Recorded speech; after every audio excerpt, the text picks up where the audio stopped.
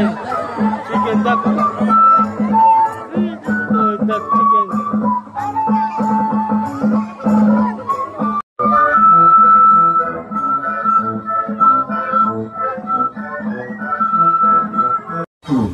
May isa pang ayaw pumasok. Okay? Tapos nakita natin, nakapag-flag racing na rin tayo. Which can only mean that our class is about to start. Patayo. Narinig niyo ang sabi ng ibon? Sabi niya ay, madayaw. Because that's how we greet here. Mabuhay o madayaw. Name to your classmates. Sige nga, what is your name? Narinig niyo ang pangalan niya? Anyone, can you tell me? It's not Wawa. It's actually Don. Oh, may pa-shoulder pang nalalaman, ha?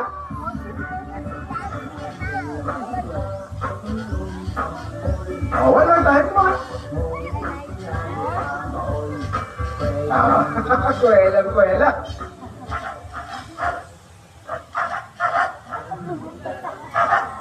Ayun, napakatalented naman.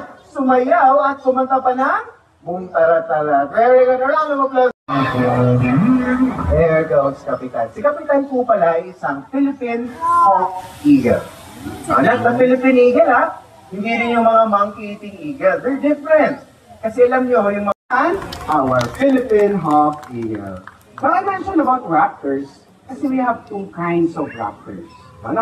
Tignan niyo naman yung mga mata ni Brian, di ba? Napakalaki, napakalinaw. Okay? Now, since our topic is all about our diet, I'm going to share to you kung ano yung favorite naman nilang kinakain. You'd be surprised. It's actually rats. Rodents. Very fortunate that you're able to see a Mindanao endemic bird. But you know what?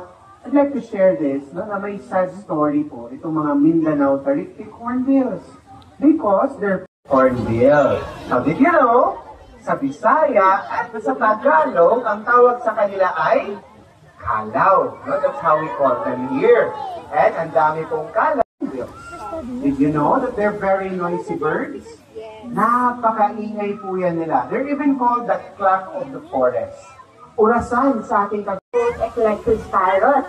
And something very interesting about the Eclectus parrot family, no, is for them, iba po ang kulay ng mga babae at iba po ang kulay ng mga lalaki. Now, our red Eclectus parrot, and over there with Kuya Lei is Midori, our green Eclectus parrot. Now, Midori's name actually came from the word color green in Japanese. Now, even more interesting about these two birds over here is that they are both a product of our conservation breeding program here in Malagos Garden Resort, and they're already 15 years old.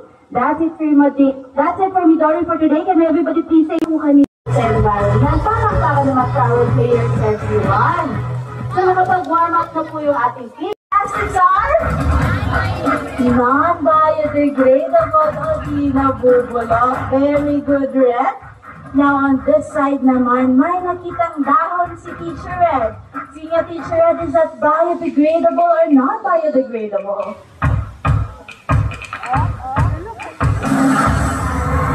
Ayan, now ladies and gentlemen, according Teacher